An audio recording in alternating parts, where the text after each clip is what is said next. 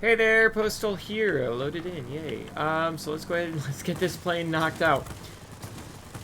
What plane are we in? We are in a P-39N. This is absolutely lovely. Tier 6 premium American fighter. Let's just head on this way since we're already facing this way. One of my favorite planes in the game, to be honest.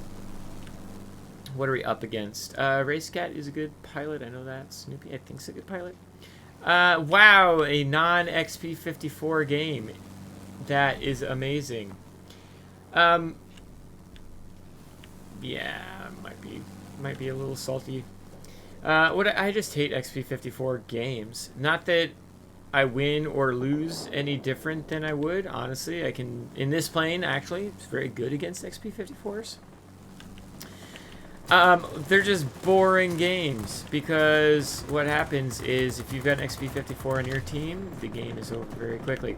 If you've got an XP54 on the enemy team, the game is typically over very quickly. Unless I get lucky enough to hard counter the XP54 every single time. But that doesn't happen all that often, right?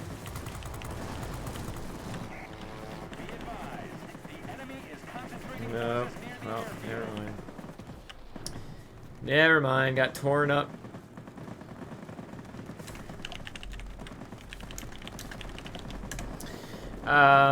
It's funny I didn't even lose to the zero there. So yeah, like they're just so boring of games. I couldn't imagine playing an XP54 all the time. Like, if you are one of those people, kudos to you. I guess your win rate is exceptional, and I'm sure they'll put you on a plaque. But it would just be so boring to play the same plane over and over again and not even have a challenge. I guarantee like 1 out of every 20 games is a challenge to somebody flying an XP54. So, anywho, enough about that. Let's talk about this particular plane. What is this plane? So you have really good overall mix of a plane here. So it is reasonably maneuverable, reasonably speedy, mediocre altitude performance, but absolutely excellent guns. You have a 37mm cannon on the front of here. Unfortunately, unlike the XP54, this is a tier 6 37mm cannon. It is not a tier 8 37mm cannon like they are on the tier 6 heavy fighter. Let's head to the center here. Yeah, let's head to the center. But it's still incredibly strong 37mm cannon. You also have 2 50 caliber machine guns on this plane. Excellent as well. And then for just a little bit of extra pizzazz, you get 4 30 caliber machine guns. They just allow you to do just a little bit more. Most people don't notice the difference between this plane and the Soviet version of this plane, which is readily available right now if you wanted, the P-39Q. On paper, the guns on this particular plane are reasonably stronger just because the 4 machine guns do add some extra damage. Supposedly the P-39Q has a little bit more airspeed, but I can't imagine it's noticeable either. So for all intents and purposes, this is a American P-39 premium plane. An excellent plane at that. You can get this plane for free with the November trials that are currently going on, and I would highly encourage you get it. That being said, if you don't get it, you don't have time for it, but you do want to eventually get it, the P-39Q is going to be your best bet. Soviet instead of American, yes, I know, but it's basically the same plane. I just love flying this plane. I really, really do. I always get a kick out of it. Even when I'm in the stupid XP54 battles. Even when I'm in a Tier 7 battle. The last battle we were against an XP54 and a B-32. It was still a good game. Of course we lost, because of course we lost. But this plane can still set you up for success, even with... Please don't kill that thing. Let me kill this thing first. Dang it. This plane still is so incredibly strong and can still set you up for success, even when the deck is stacked against you. You just have to watch out for, you have to watch out for the planes that are going to be your hard counters, like this one right here.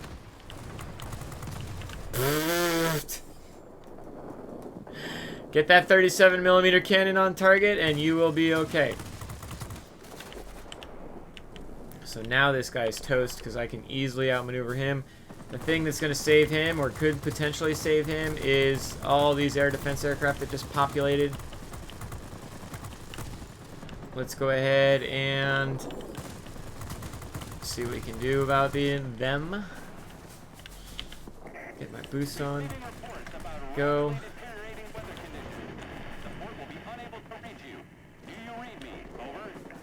Get our boost on. Got that A6M5 inbound again, but we just want to get rid of this guy really quick.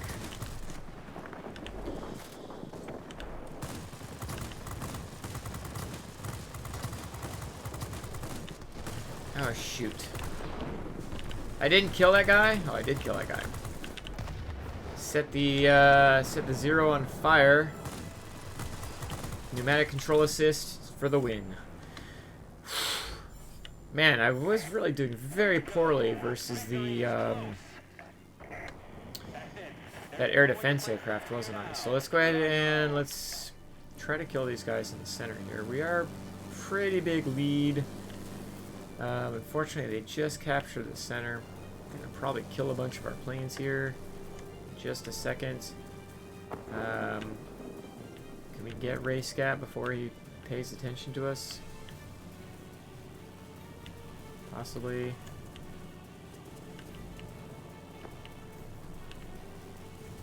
F4U1. Crap.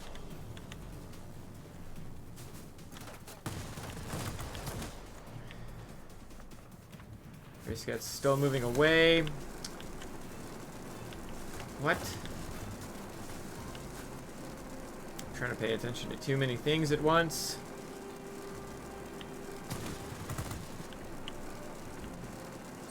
Unfortunately, a dead engine in a dogfight is going to be a bad thing. You know, in case you didn't know that. Luckily, I was able to live, barely. Until that. Dang it, just wasn't able to get my speed up. But we were able to have a pretty darn good game there. Man, we could have easily gotten over 14,000. Could have gotten at least 3 more kills, I think, there. Probably a handful more, now that they captured the garrison that's up to the north here. Just a darn shame. But at least we were able to get the win out of that. Let's head on back. So we were able to get 18 kills there. Do a little bit of everything. Dang it, I could have gotten an ace. I'm kind of annoyed with myself there. Yeah, and Racecat did really good. Racecat, if you ever run into Racecat, I mean, he's not even in a... I don't even think his plane was specialized, was it? It was just doing good, right? Pretty darn good game here. Could have been better if I didn't screw some things up, which I definitely did. But the reason I'm showing off this plane is simple. The November Trials. So you are able to earn this exact plane with this mission right here. Destroy 700 enemy warplanes. Now keep in mind that doesn't include, just all red planes. It has to be one of the enemy aircraft. It can't be an air defense aircraft. So yeah, it's going to take a while. Like I got 18 kills here, but only 10 plus 10 on this mission. So obviously 8 of the kills I had was air defense aircraft. I'm sure if I hover over this, it'll even say that. Hey, look at that. It's like it knows what it's doing. And so with this particular plane, I just wanted to show it off and show what you can get for free, as long as you don't mind grinding. It will take a while to grind it out. My plane is specialized, so let's just get that out of the way really quick. It's specialized because it's an awesome plane, and I freaking love it. But I also want to just throw out here that there is a basically the same thing right here with the P-39Q-15. The base stats of this plane are almost exactly the same, other than the gun armament is going to be different. Again, this plane right here has the 37 hub and the two 50 cal machine guns. The P-39N, the American version of it, has those 30 caliber machine guns on the wings, as you can see here. They look a lot fatter than 30 caliber machine guns. They look like they should be 20 cals. 20 millimeters. The P-39Q does not have that. The survivability is the same. I don't know if the airspeed's the same. I've got mine buffed up. I suspect it's going to be very close if it's not exactly the same. The maneuverability is the same. The altitude performance is the same. Keep in mind mine on all these are buffed up. But we'll go over that in just a second. Really good plane, whether you get the Soviet version at a later time. Let's say that you're looking at this video after these missions. You're watching this video in June of 2022. The P-39N-1 is a special plane. It's not a premium plane that you can just purchase. It has to be available special events to buy. You can win it in a lot of different crates. But that's the only way you can get it. You can't readily purchase it like you can the P-39Q. This one is American rather than Soviet, so that could be more helpful to some. Could be less helpful to others. But let's take a quick look at the plane itself. Again, you've got the 37mm hub-mounted cannon. Relatively short range. In fact, all the guns on this are relatively short range. The good thing is, though, the 50 cal, the 50 cal and the 37 actually have the 37mm cannon have the same range. That means that you won't have to worry about is something hitting, is something not hitting. If your 37mm cannon is hitting, then your 50 caliber machine guns are going to be hitting as well. Now your 30 caliber machine guns do have a much shorter range, and so that could be a reason why a lot of people that fly the P-39Q don't really miss the 30 caliber machine guns, because they're such short range that they might not even be effective in a lot of engagements. But I can tell you that it is nice to have something like this when my 37mm cannon overheats, and if I'm at close enough range, I'll just hold down my secondary gun key, and it'll just fire my machine guns, and it'll allow my hub cannon to cool off. As far as my build is concerned, I've gone for more speed than not, but I still wanted to lean in on some of the maneuverability. So I've put the lightweight wing frame on here. I had a ultimate polished skin lying in my depot, so I tossed this on here. Luckily, it actually helps the maneuverability and turns a little bit. I don't like that a polished skin takes away from maneuverability, but this particular polished skin, one of the bonus characteristics was to kind of sort of counter that a little bit. But I do find that getting a little bit more airspeed with this plane is definitely a good thing. Last but not least, on the equipment, being specialized, I've got all four of these as an option. I've gone ahead and put the sight on here. I want to get that 37mm cannon to be as accurate as possible. That's what's going to be doing as much damage as possible. The bonus characteristics of mine is 10% buff to causing a chance of causing a fire, 10% chance of inflicting critical damage. Again, it's all gravy because you've got both machine guns and cannons. The bonus characteristics actually help both of your gun type. For my consumables, this plane actually does catch on fire relatively often. I still have first aid dressing as my go-to here, but it may be conducive to you having a pilot that has firefighter skill. We'll go over that in just a second. I could see putting a fire extinguisher on here. I don't do that because if my pilot gets knocked out, I want to make sure that I can get my 37mm cannon on target. But the argument could be made for a fire extinguisher. As far as my airframe is concerned, you start off with only one of the airframe consumables. I would recommend the pneumatic control assist, just because if you get stuck into a battle versus a Spitfire, you can outturn a Spitfire if you've got pneumatic control assist. Of course, unless they've got pneumatic control assist, and then you're SOL. But it can be helpful in those situations where you want to try to use it. I highly recommend engine cooling. Get that extra 10 seconds worth of boost. That'll help you get from sector to sector as needed. It'll help you get up to the bombers when you need to. Things of that nature.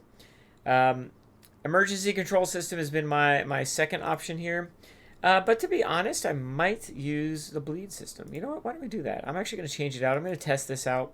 Why the heck not? See if I can stop myself from catching on fire as often as I do. We'll see which is more helpful. I suspect the emergency control system is going to be better just to get my wing and tail back in if I need to make them available again. But we're going to try out this exhaust bleed and see if that just helps me not catch on fire, which is always a good thing.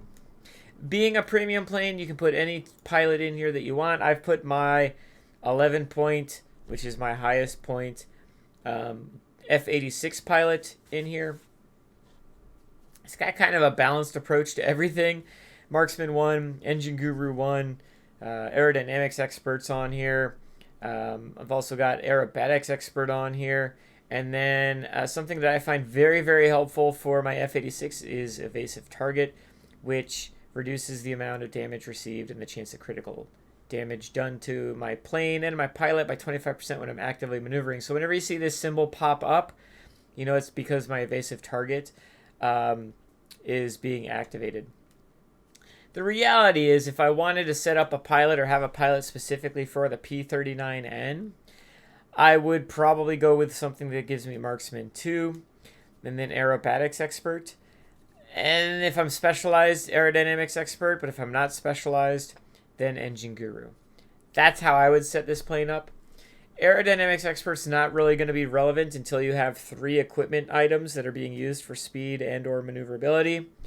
That's when something like Aerodynamics Expert really shines. If the plane's not specialized, you can skip Aerodynamics Expert on your pilot and go with the Engine Guru 1. So yeah. Also, if you're not, if you might have a pilot that actually has a firefighter skill. I don't think any of my American fighters actually have a firefighter skill. They don't. It doesn't look like. No.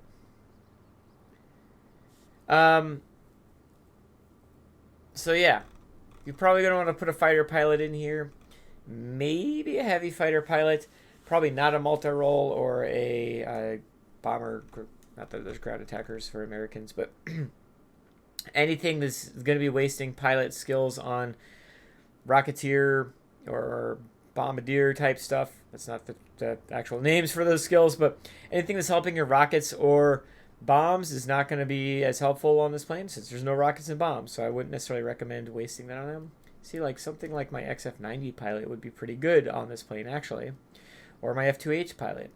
Actually, my P-51H pilot might be my best pilot for this plane because it's going to have the Marksman 2 and the Aerodynamics Expert and the Aerobatics Expert. What's funny is I actually lost 1 point of my altitude performance because my Engine Guru 1 got taken off.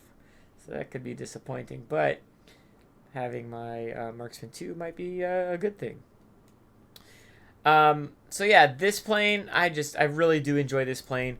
Of the 3 planes that are available to grind on the November trials, first one being the HS-129A, which if you've watched my first video, you know I don't like it in any way, shape, or form. But it's not its fault, it's Tier 4 and below ground attackers' faults. Second plane's the Lag 334, which is a fun plane. Not necessarily overly competitive plane, but can definitely be a fun plane. This is the third of the planes that you can get on the November trials, and this plane is so good, so much. It's fun and good, to the point of it might honestly be the best Tier 6 regular fighter, light fighter, whatever you want to call it, in the game. There's some good ones out there. Well, I should say this. Tier 6 actually is lacking for really good fighters. There's some good ones out there, I should say, but there's not a lot of good ones. The LA-5's really good. The Spitfire 5, DB605 is really good. The regular Spitfire 5 is not bad, but this DB605 is better, which is funny since it's premium. The A6M5 is really good. And then that's really it. As far as like really good is concerned, that's really it. As far as like good is concerned, the Mustang 1A is good. The Spitfire 5 and all the other variations of it is good. The Key 88 is good. And the XP55 is good. But then there's some stinkers. So the P-39N and to a lesser extent the P-39Q, in my opinion, are in that cream of the crop grouping of just having a little bit of everything that you want your fighter to have at this tier, plus having that oomph, that punch from that 37mm hub. So I hope you enjoyed this particular video. I hope you enjoyed the review, the quick review of this plane. And I highly encourage, if you are watching this video for the November trials, that you go ahead and try to get this plane, because you're going to enjoy it. Just watch out for those XP54s. Have a good day, everybody. Bye.